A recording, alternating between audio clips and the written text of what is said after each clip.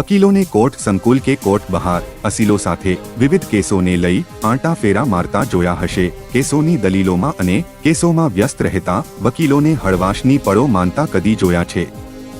તો આજે અમે તમને વકીલ મંડળના તમામ વકીલોને હળવાશની પળોની સાથે રમત રમતા પણ બતાવીશું।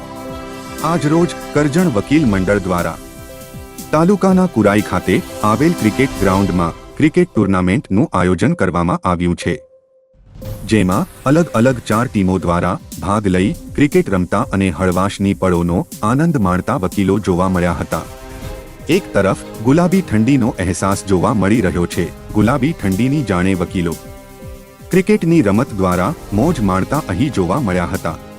ટુર્નામેન્ટમાં વિજેતા ટીમને ટ્રોફી આપવામાં આવશે।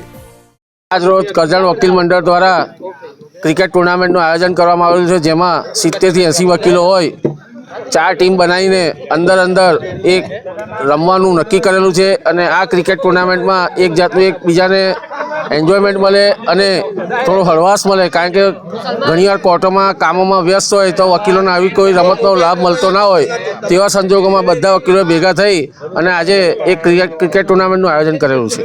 કરજણથી ઈશ્વરસિંહ પઢિયારની રિપોર્ટ।